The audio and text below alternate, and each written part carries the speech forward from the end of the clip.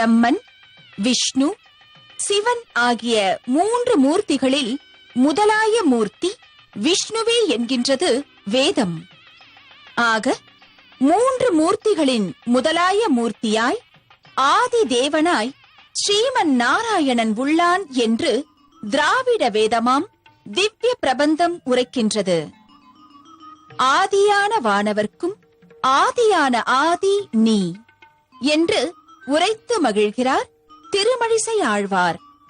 அதைப் போலவே திருமங்கையாழ்வார் திருவஹீந்திரபுரத்திலே உரைகின்ற அடியவர்க்கு மெய்யனாகிய தெய்வநாயகனை மூவராகிய ஒருவன் என்று மங்களாசாசனம் செய்து மகிழ்ந்தார்.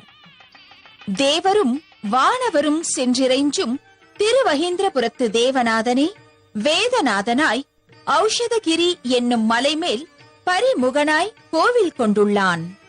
ஆழ்வார்கள் தரிசனத்திலே வேதத்தின் பொருளுரைத்த ஆழ்வார்களின் தெய்வ தமிழ் கொண்டு வேத முதல்வனைத் தொழுது பார்க்கடலை கடைந்து அமிர்தம் எடுத்து தேவர்களுக்கு அருள் புரிந்த தேவநாதனை காண்போம் வாருங்கள்.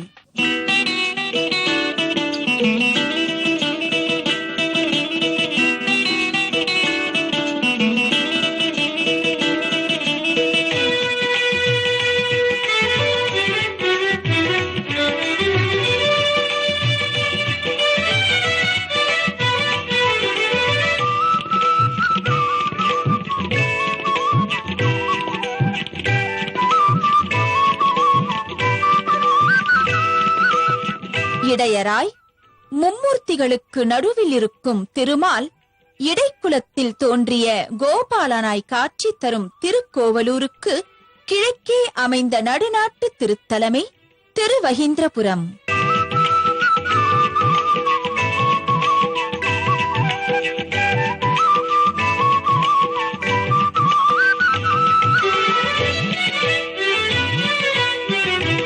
பிரம்மாண்ட புராணத்திலே பரமசிவனுடன் நாரதர் உரையாடும் காலத்தே பரிமுகமாய்த் தோன்றி மது கைடவர்கள் என்னும் அசுரர்களை மாய்த்து வேதத்தை காத்த வேத முதல்வன் ஹயக்ரீவ பெருமாள் ஔஷதகிரி என்னும் மலையின் மேலே கோவில் கொண்டுள்ளான்.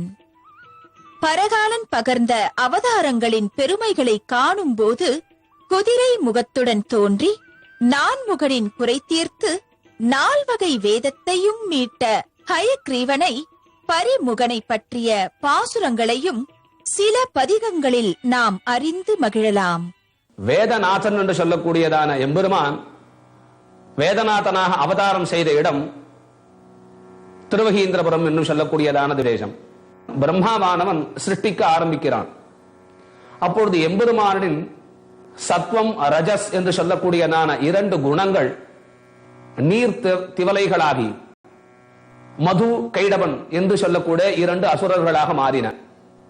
ரஜஸ் என்று சொல்லக்கூடியதான திவலை மது என்னும் அரக்கனாகவும், தமஸ் என்று சொல்லக்கூடியதான திவலையானது கைடவன் என்னும் அரக்கனாக உருமாறி இவர்கள் இருவரும் எந்த பிரம்மாவானவர் தாமரையிலே உண்டானாரோ அந்த தாமரை தண்டின் வழியாக மேலே புகுந்து பிரம்மாவினிடம் 4 வேதங்களை அபகரித்துக் கொண்டு ரசாதல லோகம் என்று சொல்லக்கூடியதான அசுரர்களின் லோகத்திலே கொண்டு ஒழித்து வைத்து விட்டார்கள்.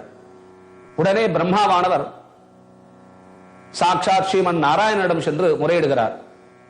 இந்த 7 உலகும் இருளால் மண்டியிருக்க அப்பொழுது பிரம்மாவுக்கு ஹயக்ரீவாவதாரம் செய்து எம்பெருமான் வேதத்தை அனுகிரகம் செய்தான் என்பது. இதை திருமங்கையாழ்வார் மங்களாசாசனம் பண்ணும்போது ஹயக்ரீவாவதாரத்தை முன்னி உலகேழும் இருள் மண்டியுன்ன முனிவரோடு தானவர்கள் சென்றிசைப்ப பன்னுகல 4 வேத பொருளையெல்லாம் பரிமுகமாய் அருளியனம் பரமன் காண்மின்.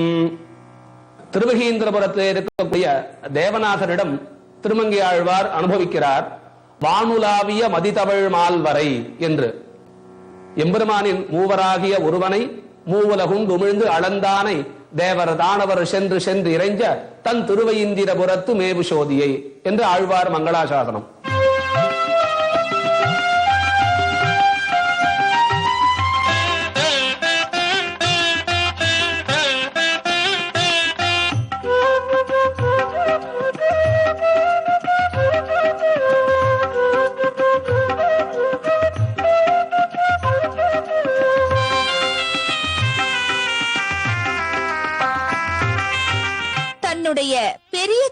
திருநெறியிலே 5ஆம் பத்து 3ஆம் திருமொழியில் திருவெள்ளரை புண்டரீகாட்சனை மங்களாசாசனம் செய்யும்போது வசையில் நான்மறை கெடுத்த அம்மலரயர்க்கு அருளி முன் பரிமுகமாய் இசைகொள் வேத நூலென்றிவை பயந்தவனே எனக்கு அருள் புரியே என்று வேண்டுகிறார் திராவிட வேதத்தை தந்த திருமங்கை மன்னன்.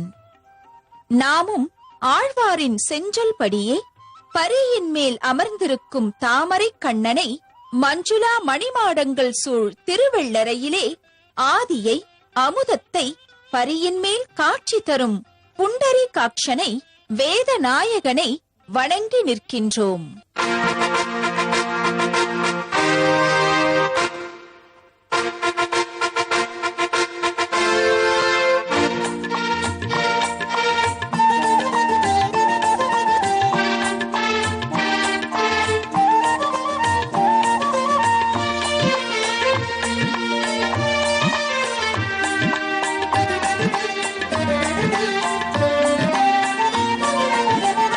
அதைப் போலவே புராணங்களில் சொல்லப்பட்ட வாக்கியத்தின்படியே தேரெழுந்தூர் ஆமருவியப்பனை மங்களாசாசனம் செய்யும்போது முன் இவ்வுலகேழும் இருள் மண்டியுண்ண முனிவரொடு தானவர்கள் திசைப்ப வந்து பன்னுகளை நால் வேதப் பொருளையெல்லாம் பரிமுகமாய் அருளிய எம்பரமன் காண்மீன் என்று வேதநாயகன் ஹயக்ரீவனே கண்ணனாய் ஆமருவியப்பனாய் தேரெழுந்தூரிலே கோவில் கொண்டுள்ளார் என்கிறார் ஆழ்வார்.